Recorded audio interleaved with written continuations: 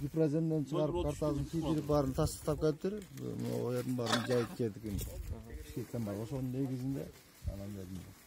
Айыл өкмөт сизге жайыт комитетине мындай бир киши келип туруп эле мен могу жерде алат элем десем эле чийип бере бересизби?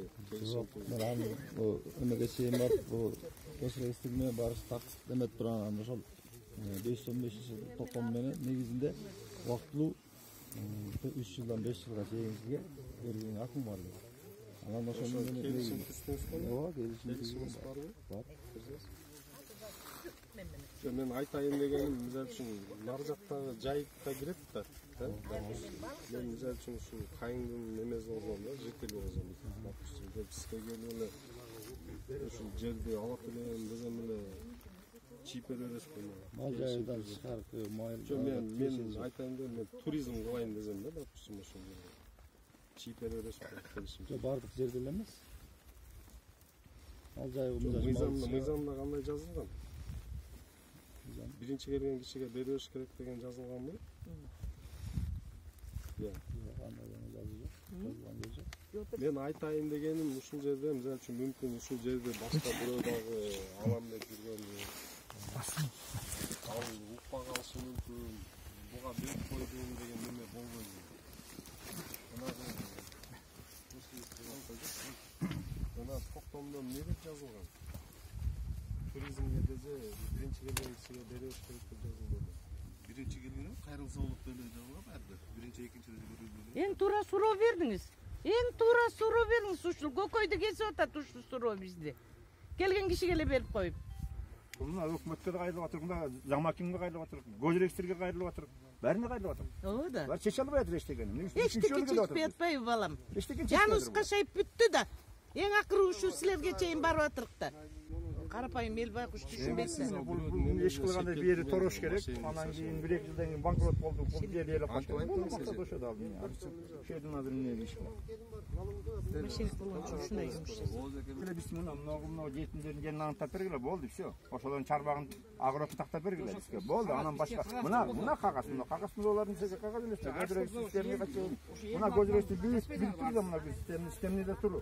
Системанын немесин чечимин силер кантип көрсөтөт эме таңгам. Бирдеке бизге бир эдештик көрбөйт. Системанын юридический күчү жок деп айтпайсың. Өткүчтүң орда, ан бирдеке бар эле сени кагазына өтүрөсүң сен орда. Срок оповещения 45 күн болгон ошол учурда эмне тактабайсыңар? Уну жетим балдар дейт. Жетим балдарды алып келип каттатпасам эмне? Жетим балдар 35ке чыгып турган. 35 эми бергиле дейм, кылгыла да. Адам деген неме болбойбу? Ошол учурда укугу жокпу? Ал неме кылбайбы? Ошол учурда каттабайсыңарбы? Мен какты госрегистр кактан билсин, кимдин колунда эмне документ бар экен? Мына жүрү документ дейм. Алып келгиле анан кийин апарып, анан каттап койсо анан айтып коет. Капелиса алып атыр. Мен азыр речелерде. Келишим канча жыл атты? 4 жыл 11 ай. 5 жылга чейин. Азыр мындай кылабыз. Дене Мүнөз аке. Мен бердим. Жакта турсузбу?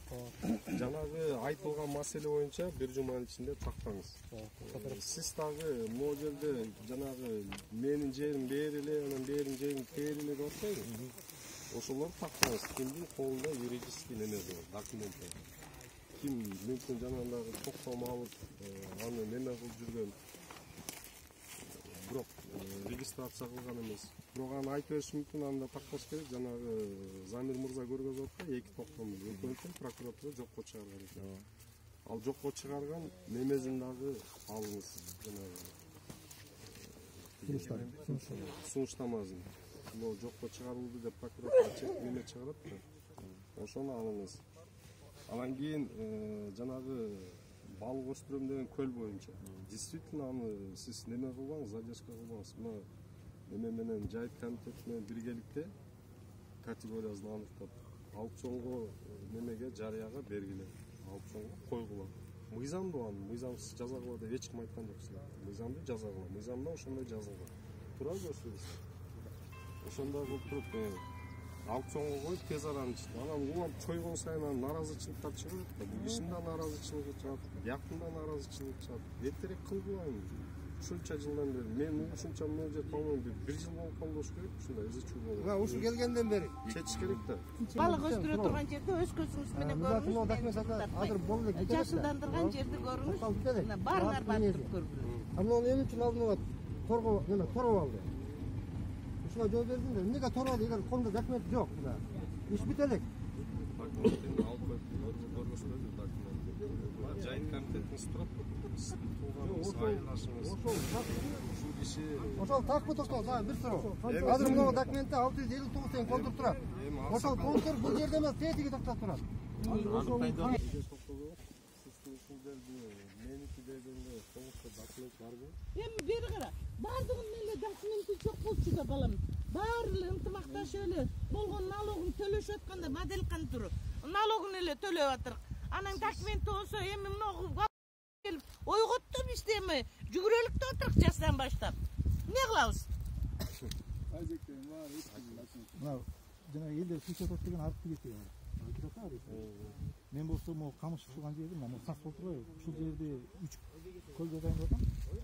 Жанында бар. Арк болсо мына 3 күндөн чарп берейин деп атам. Мына чарп берейин. Эч кандай арк бузулбайт. Суу кандай ага болсо ошондой ага. Экскаватор менен жасап берем дедим. Мына эски арктын нугу турат. Мен муну айылдык жыйында да айткам. Айылдык жыйын протоколу бар, элге салынган, элге колго салып, макулдап беришкен протокол данында. Канча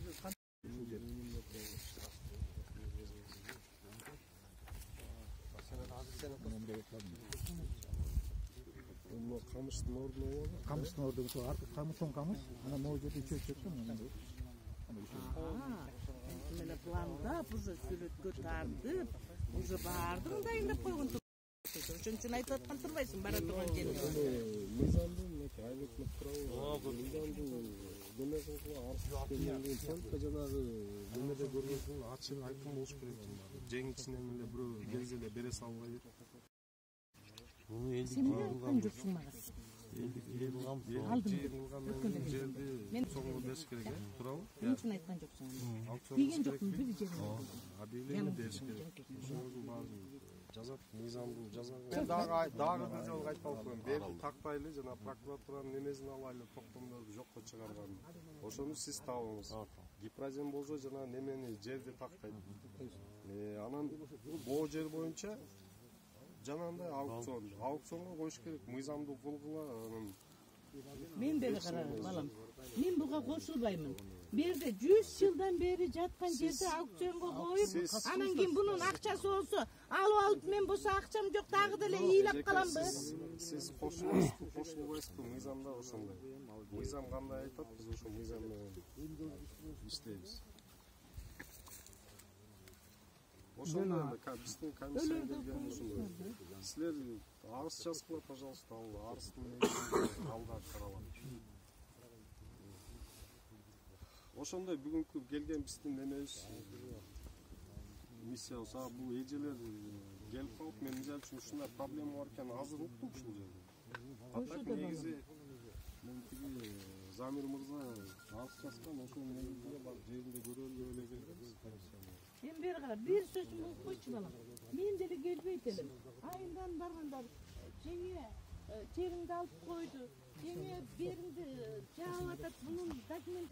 Эми болсо бул балык өстүрөм деп башымды ортатат. Күзүндө келдим, никакой балык өстүрбөйсүң балам. Бу жерди 100 жылдан бери сактап жүргөн, согушка катышкан кайнатамдан калган эстелик бала чакасына укум тукумга. Менин балдарым да балык өстүрөт. Сен акың жок, тымысың жумуш бүтөт. Эмне үчүн айыл өкмөтү келип собрание кылып, айыл башын чогултуп, элди чогултуп, могу жерде пайдаланбаган жерлер барбы, берилет. Айтпайсың. Сиздин бир сөзүңүздү, көп сөзүңүздү уктум. Мен сизге бир суроо бергим келет да. Мен түшүнүгүмдө бул жигит балаңыз окшойт, балаңызбы? Анын немесинде паспорты же күбөлүгү бар да. Ошол жерде атасы баланча, апасы Түкүнчө деген жазуусу бар да. Ошо менен тастыктайсыз да мен балам экенин, туурабы? Ошондойбу? Менин Жок, ошондой да, ошондойбу? Анан эми бул жерди сиз меники деп атасыз, колуңузда документ жок болсо мен кантип неметем?